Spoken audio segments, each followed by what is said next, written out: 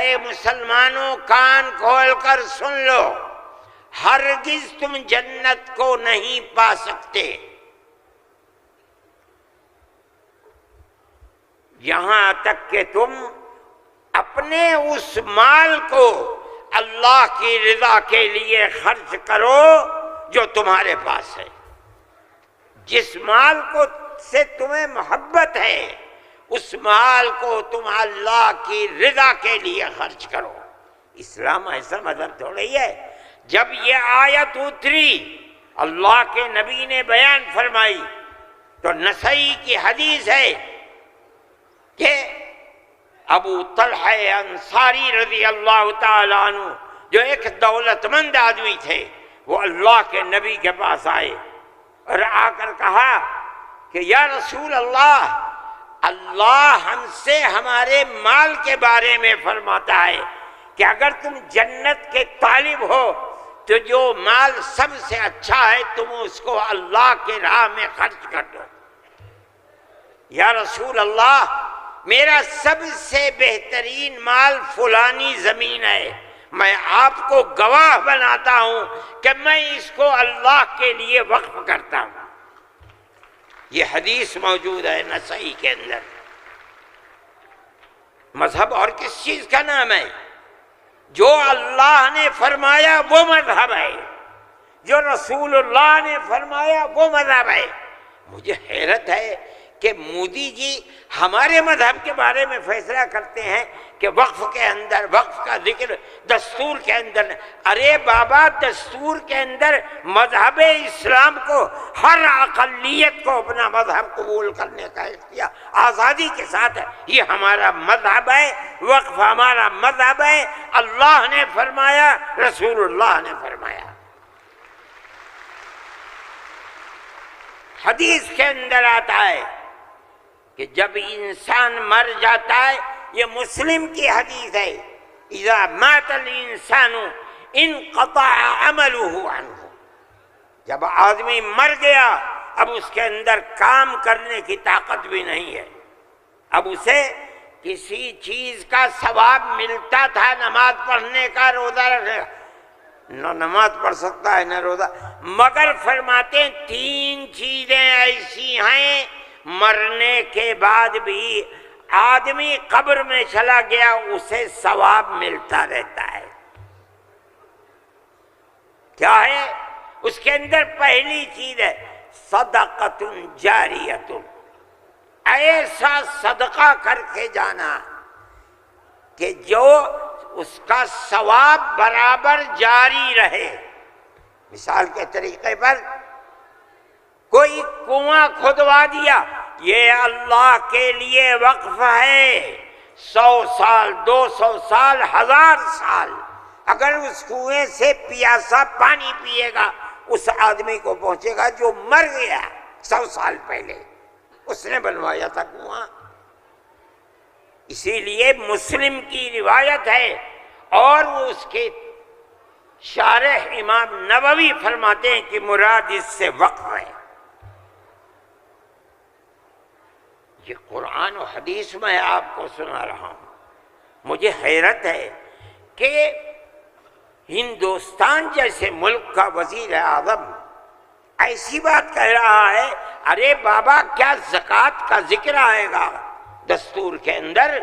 کیا نماز کا ذکر آئے گا دستور کے اندر؟ کل کو کھڑے ہو کے یہ کہہ دو کہ نماز کا ذکر دستور میں نہیں ہے اس لیے نماز نہیں پڑھنے دی جائے گی، زکوٰۃ دستور میں نہیں ہے زکوٰۃ نہیں کرنی۔ میں سوچتا ہوں کہ اللہ، ملک کا کون بول رہا ہے؟ وزیر اعظم، اور ایسی چیز بول رہا ہے جس کے نہ سر ہے نہ پر ہے۔ ہم اس کے مخالف ہیں۔ ہم کہتے ہیں پڑھو، خود نہیں پڑھتے، پڑھے ہوئوں کو بلاؤ، ان سے پوچھو دین کیا ہے، مذہب کیا ہے، ہم بتائیں گے۔ ہمارا ملک ہے، ہم ہمیشہ سے اس ملک میں رہتے آئے ہیں۔ اگر ہندو کی ذات برہمن ہے، جاؤ کشمیر میں مسلمان بھی برہمن ہے۔ اگر ہندو تیاگی ہے، مسلمان بھی تیاگی ہے۔ اگر ہندو راجپوت ہے، مسلمان بھی راجپوت ہے۔ ہم کہاں سے آئے ہیں؟ ہم تو اسی ملک کے رہنے والے ہیں۔ جس کو ہندو کوئی مذہب پسند ہے وہ ہندو مذہب کے اوپر ہے، جسے عیسائی مذہب پسند ہے وہ عیسائی بن گیا، جسے سکھ مذہب پسند ہے وہ سکھ بن گیا، جسے اسلام مذہب پسند ہے وہ مسلمان بن گیا۔ لیکن جس طرح ایک گھر کے اندر 5 بیٹے ہیں، ایک ٹھگنا ہے، ایک لمبا ہے، ایک کالا ہے، ایک گورا ہے، یہ اختلاف باپ اور ماں کے اندر اختلاف کو پیدا نہیں کرتا۔ اسی طرح ہمارا مذہب ہے کہ آدمی کسی بھی مذہب کو اختیار کر لے، لیکن ہندوستانی ہونے میں ملکی اعتبار سے کوئی فرق نہیں ہے۔ ہمارا مذہب ہے، ہم اس کو مانتے ہیں اور یہی ایک حقیقت ہے۔ لیکن برا ہو اس نفرت کی سیاست کا۔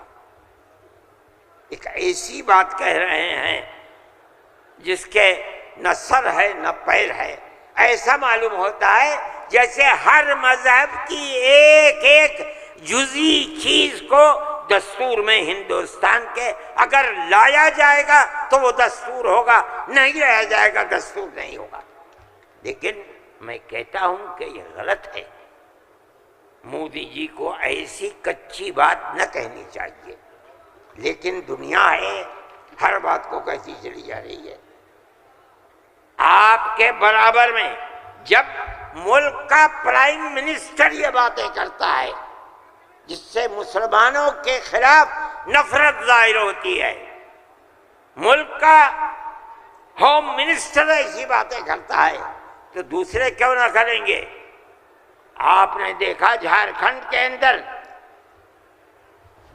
اس کے ذمہ دار بنایا گیا آسام کے چیف منسٹر کو۔ آسام کے چیف منسٹر کی روز کی تقریریں آپ سنیے، مسلمان کو مسلمان نہیں کہتا، اس کی زبان سے مسلمان کا نام نہیں نکلا، ہمیشہ گھس بیٹھیا کہتا ہے۔ میں کہتا ہوں یہ کتنی بڑی جہالت ہے۔ جس برادری کا وہ آدمی ہوگا اس برادری کے مسلمان بھی آسام میں ہوں گے۔ ہندوستان کی کوئی برادری ایسی نہیں ہے جس کے اندر مسلمان نہ ہو۔ وہ مسلمان کا نام لیتے ہوئے گھبراتا ہے، مگر خدا کی قدرت ہے جو 1 مہینہ جھارکھنڈ کے اندر رات اور دن تقریریں مسلمان کے خلاف کرتا رہا، وہاں مسلمانوں کا نام لے کر ان کے خلاف بولنے والوں کا منہ کالا ہو گیا۔ نعرہ تکبیر، جمعیت علماء ہند، مولانا ارشد مدنی۔ اس کا مطلب کیا ہے؟ اس کا مطلب سمجھو، صرف یہی مطلب نہیں ہے کہ وہ تقریریں کی اور تقریریں کر کے چلے گئے۔ اس کا مطلب یہ ہے کہ وہ رات اور دن مسلمانوں کے خلاف زہر اگل رہے تھے۔ جھارکھنڈ کے صرف ہندو نہیں، ہندو اور مسلمانوں نے مل کر اس تحریک اور اس سیاست کو تھوک دیا اس کے اوپر۔ الیکشن کے اندر بی جے پی کی ناکامی وہ صرف مسلمان کے حصے میں نہیں لکھی جائے گی۔ مسلمان کی تعداد کتنی ہے جھارکھنڈ کے اندر؟ اس کا مطلب یہ ہے کہ نفرت کی اس سیاست کو جھارکھنڈ کے ہندو اور مسلمان نے تھوک دیا، اس کے اوپر قبول نہیں کیا۔ وہ آدمی جو بولتا تھا وہ اپنے صوبے کے اندر بھی جب زبان سے کوئی بات نکلتی تھی مسلمان کے خلاف آگ ہی اگلتا تھا۔ دیکھو ساری ہندوستان کے اندر ہندوستانی ہونے کے لیے یہ بنیاد ہے کہ جو سب سے پہلی مردم شماری تھی سن 1951 کی، جس کا نام اس مردم شماری میں ہے وہ اور اس کی اولاد ہندوستانی ہے۔ یہ ملک کے اندر ایک قانون بنا ہوا ہے، لیکن کانگریس، بی جے پی اور جو علاقائی پارٹیاں آسام کی ہیں، سب نے مل کر جب مشرقی پاکستان کو مغربی پاکستان سے الگ کیا گیا اور ہندوستان کی طاقت نے کیا، اندرا جی کے زمانے کے اندر بہت سے لوگ ہندوستان، بمباری ہو رہی تھی، بھاگ گئے پاکستان، اور پاکستان کے بہت لوگ بھاگ گئے ادھر۔ اب کیسے کہا جائے کہ ہندوستانی پاکستانی کون کون ہے؟ تو سب نے مل کر پارلیمنٹ نے قانون بنایا کہ 1971 کے بعد جو آیا ہے وہ ہندوستانی نہیں ہے، آسام میں 1971 کی مردم شماری میں جس کا نام ہے وہ آسامی ہے، اور اس کے بعد جو آیا ہے وہ آسامی نہیں ہے۔ یہ قانون بنا دیا، قانون بن گیا۔ اب یہ حلق سے نیچے چیف منسٹر صاحب کے نہیں اتری، انہوں نے کہا کہ نہیں، سارے ملک کا دستور ایک ہونا چاہیے۔ ارے بابا، کانگریس کا زمانہ تھا، کانگریس نے پارلیمنٹ کے اندر یہ اصول بنایا، اس کے اوپر بی جے پی کے بھی دستخط ہیں، علاقائی پارٹیوں کو بھی دستخط ہیں، ہم نہیں جانتے کچھ۔ اور تقریر جیسے یہاں کر رہے تھے ویسے ہی روز تقریر وہاں کرتے تھے۔ 71 نہیں 51 بنے گا، 71 نہیں 51۔ کیوں؟ اگر 51 کو بنا دیا گیا تو کم از کم 80-90 لاکھ مسلمان اجڑ جائے گا، برباد ہو جائے گا۔ وہ یہ چاہتے تھے کہ مسلمان کو برباد کر دو۔ آسام میں جمعیت علماء وہ جماعت تھی، ہم گئے سپریم کورٹ میں، ہم نے کہا کہ جب اس زمانے کی حکومتیں متحد ہیں یہ کیسے ہو سکتا ہے؟ یہ اللہ کا احسان اور کرم ہے کہ سپریم کورٹ نے وہ فیصلہ کیا جو حق فیصلہ تھا، اور اس نے کہہ دیا کہ نہیں، آسام کے لیے سن 71 ہی رہے گا۔ تمام پارٹیوں نے اس کو قبول کیا ہے۔ اب زمانہ خراب ہو گیا، دل دکھنے لگا، وہ جو وہاں دل کے اندر مسلمانوں کے خلاف آگ تھی وہ جھارکھنڈ میں لا کر کے اگلی ہے۔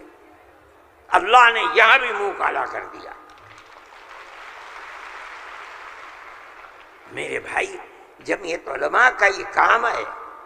ہم نے اس سے پہلے ایک اور مقدمہ آسام کے سلسلے میں لڑا تھا۔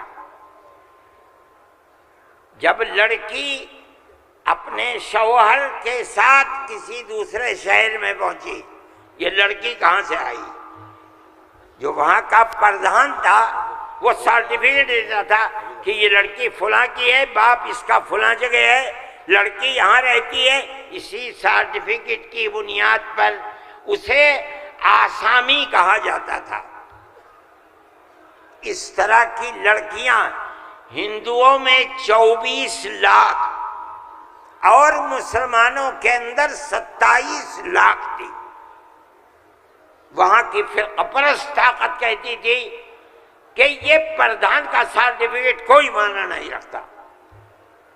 تنہا جمعیت علماء تھی، ہم گئے سپریم کورٹ میں، اور جو بڑے سے بڑا وکیل جو ایک ایک پیشی میں 15 لاکھ روپیہ لیتا تھا، اور اتفاق سے جو چیف جسٹس تھا وہ بھی آسامی ہی کا تھا سپریم کورٹ کا۔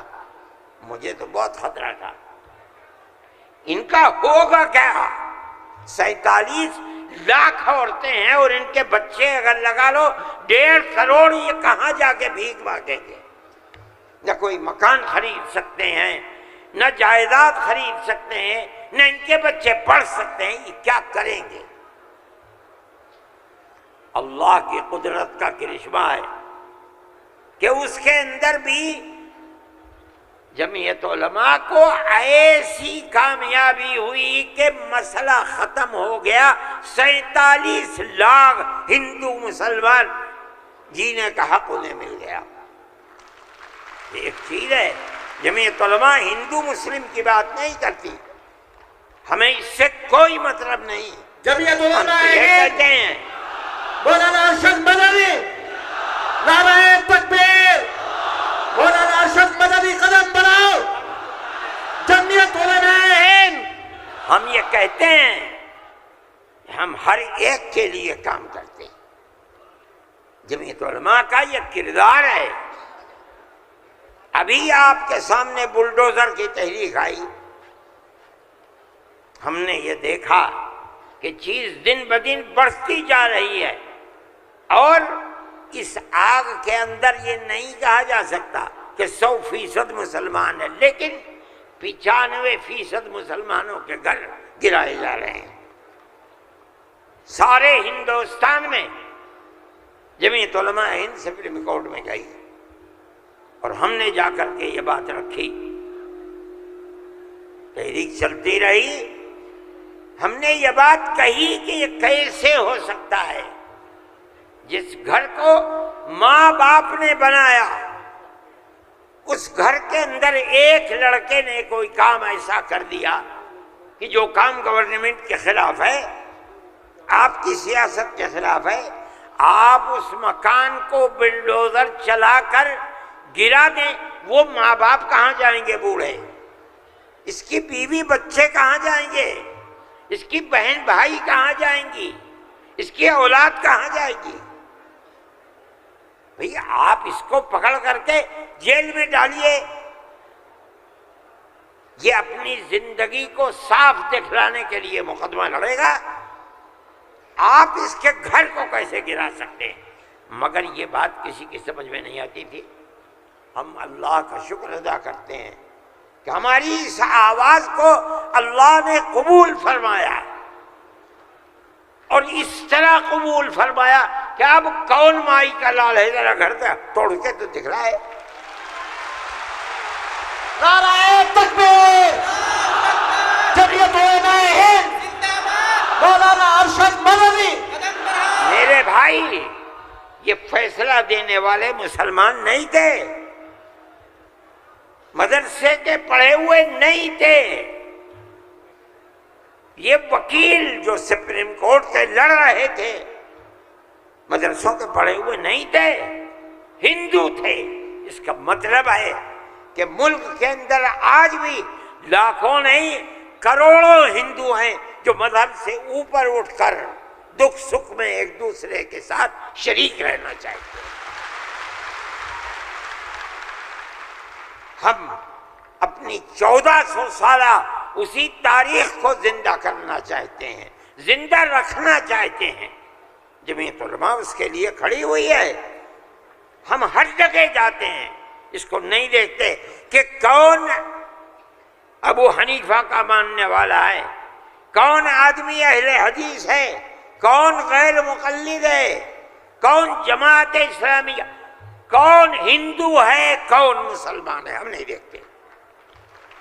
اگر ظلم و تشدد ہو رہا ہے ہم وہاں جاتے ہیں۔